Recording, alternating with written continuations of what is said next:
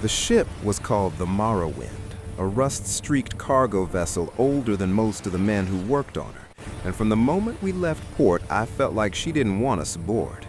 The engine coughed like a dying animal, the lights flickered even in calm seas, and the metal floors groaned at night as if something heavy was pacing just out of sight. We were 7 crew members crossing the North Atlantic with containers full of machinery, and the voyage was supposed to take 12 days.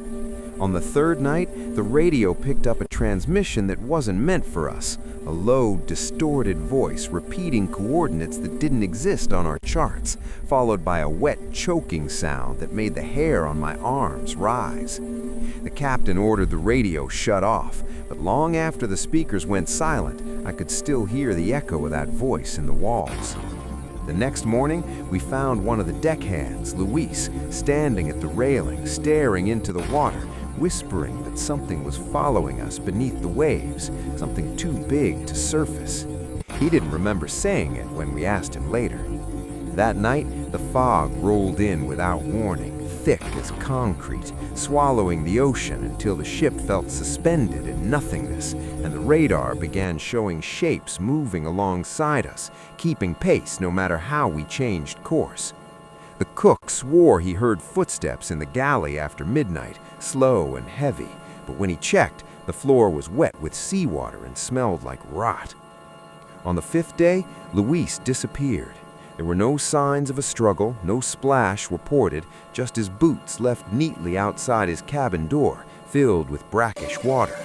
The captain tried to keep order, but I saw his hands shaking as he locked the bridge at night. That's when we started hearing the knocking, deep rhythmic blows from inside the hull, not from outside, as if something trapped within the ship was trying to get out, or worse, something trying to get in from below. The knocks always came in threes, always at the same time every night, and they grew louder each time. One by one, crew members began to dream the same dream, walking through flooded corridors, the ship tilted at impossible angles, while pale shapes drifted past with open mouths and empty eyes, their fingers brushing our skin like dead kelp. On the 8th night, the engines failed completely, leaving us dead in the water, and the sea went unnaturally still, not a single wave breaking against the hull. The knocking stopped, replaced by a scraping sound, slow and deliberate, circling the ship. When the first scream came from the engine room, it cut off so suddenly it was like someone had turned it off mid-breath. We ran down together, flashlights shaking, and found the metal walls bent inward, clawed, as if something with immense strength had squeezed them like paper. There were wet footprints on the floor, too, large to be human, leading into the darkness where the lights no longer worked. The captain ordered us back, but panic had already taken hold. One man jumped overboard, screaming that he'd rather drown than be taken, and the water closed over him without a ripple. Then the fog lifted all at once, revealing the ocean around us filled with shapes just beneath the surface, dozens of them, circling, waiting.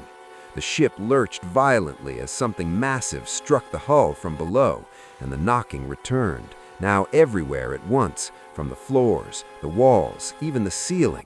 The last thing I remember before everything went black was the sound of metal tearing open, and a voice, the same voice from the radio, whispering my name from inside the ship. When I woke up, I was alone in a lifeboat drifting toward shore, the Morrowind gone, without debris, without oil, without a trace, as if she had never existed. The Coast Guard says I'm the sole survivor of a tragic accident, but at night, when the sea is calm, I still hear knocking beneath the water, slow and patient, waiting for me to come back.